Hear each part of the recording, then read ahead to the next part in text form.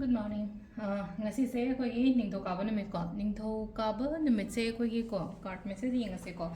Card message su yenga se aduga kai no katang haide tawba ya ba khot pa ya ba ko adum basu dum ai katang share tau zara ke ko ma'am da Monday hafta gi hoba numit ne yamna isa se yamna positive oi ba ko pa ma kai ma darkar oi re ko yamna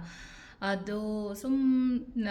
hadi Monday gi koina tawba ya ba se hadi cinnamon rituals kumba kai gumbai na da haina ko hadi cinnamon se katang hai tara ko ai kubak ta hapaga kaino rom da blow tokshan ba ko chan ba amale na ko si se ko adu dum malai re aduga amana akoina tawba ya ba se ko अखोई चाक थोंबदा हारसने को संगो मनोबगुम्बा कईगुम्बा खितंग अदुमाइना हापीरो को अदुगा अमना अखोइना तौदोइसे कइनो हाय कांसिदा को कइनो numbers काना हारसने को number से 47 अमा लेरे को अदु नुंटिगी टिप्स आइना सुम हापिना को हादि सुम सिसिना सुमाइना तौरगदि कोलगदि ना को आई पिक्चर्स अनी खक आई मैम द शेयर तौरके को सिसे अखोइना बॉडी सत्व हैन हाय को सिसे को हादि पिक्चर्स अनी से ममिंग देना हायर को थीबददि वारानि बसिसे आई कइनो ओइना अखोइगी फेसबुक की को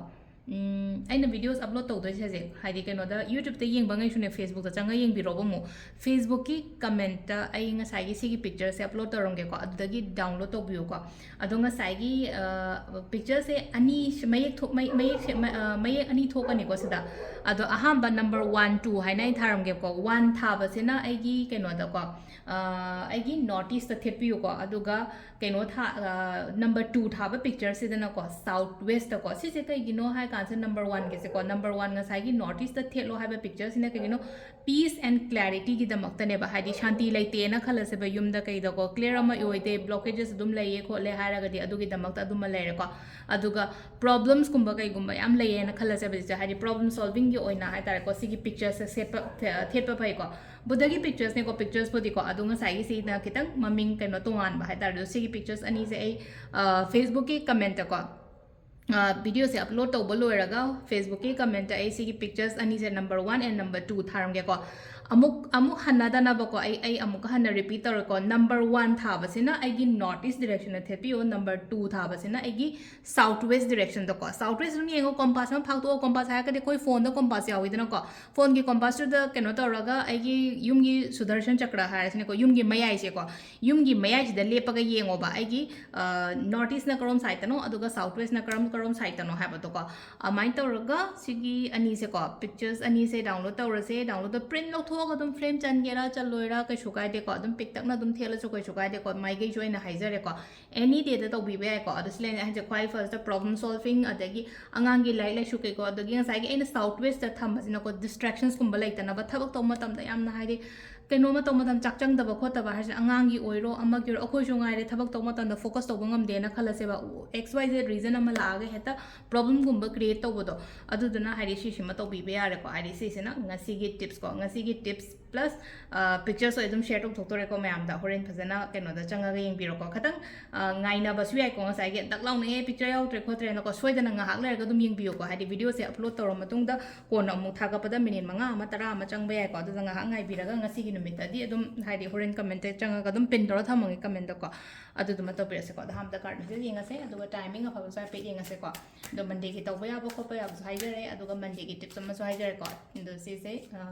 येंग मिनर से अदु सिदागी को कार्ड से अहुम खतम थोकचरगे को card number 1 consider 2 consider natraga 3 consider makhala se ko number 1 number 2 and number 3 ko ahan bakhan ba yenga se ko ahan bakhan ba ngai na kari message no ko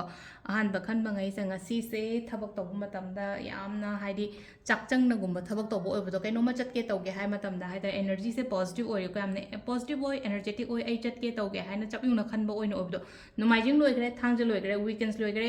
weekdays ki start horopani ko haidi weekdays min hafta ge haidi ahan ba numit horopani na haidi ai se energetic oi ri ba amna sigi energy से मांगन बिगनो को अदुना हारि चटके तौगे हाइना खलिबा ma'am दो चटपियो तौबियो को number 2 को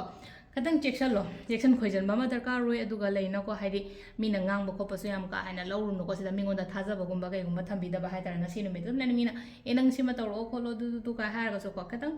trust हाइतार को trust से याम का हाइना थंबा यादे को अदो पोचै सो खरा चेक्शन बियो सम को अहुम सुबा सिना सिलेनो को आई ꯑꯀꯤꯕ ꯅꯨꯡꯉꯥꯏꯇꯕ ꯃꯌꯥꯝꯗꯣ ꯂꯣꯏ ꯊꯥꯗꯣꯛꯑꯣ ꯑꯗꯨꯒ ꯑꯩ ꯇꯧꯕ ꯉꯝꯒꯅꯤꯅ ꯈꯜꯂꯣ ꯊꯕꯛ ꯑꯃ ꯇꯧꯕ ꯃꯇꯝꯗꯀꯣ ꯑꯩꯒꯤ ꯀꯤꯔꯤꯕ ꯅꯨꯡꯉꯥꯏꯇꯕ ꯈꯣꯠꯇꯕ ꯃꯌꯥꯝꯁꯦ ꯂꯣꯏꯅ ꯑꯦꯚ꯭ꯔꯤꯊꯤꯡ ꯂꯣꯏꯅ ꯔꯤꯂꯤꯁ ꯇꯧꯍꯜꯂꯣꯀꯣ ꯁꯤꯂꯥꯏꯁꯦꯀꯣ ꯑꯩꯒꯤ ꯀꯣꯛꯁꯤꯗ ꯀꯣꯛ ꯃꯅꯨꯡꯁꯤꯗ ꯑꯩꯅ ꯈꯜꯂꯤꯕ ꯋꯥꯈꯜ ꯖꯥꯠ ꯖꯥꯠꯄꯨ ꯑꯣꯏꯔꯣ ꯑꯃꯕꯨ ꯑꯣꯏꯔꯣꯀꯣ ꯁꯤ ꯃꯌꯥꯝꯁꯦ ꯂꯣꯏ ꯊꯥꯗꯣꯛꯑꯣꯀꯣ ꯇꯥꯔꯗꯤ ꯌꯥꯝ ꯐꯒꯅꯤꯀꯣ ꯁꯤꯅ ꯑꯩꯈꯣꯏꯒꯤ ꯀꯥꯔꯠꯀꯤ ꯃꯦꯁꯦꯖ ꯂꯩꯔꯦꯀꯣ ꯇꯥꯏꯃꯤꯡ ꯑꯅ ꯍꯥꯏꯔꯛꯑꯁꯦ ꯑꯃꯨꯛꯀꯣ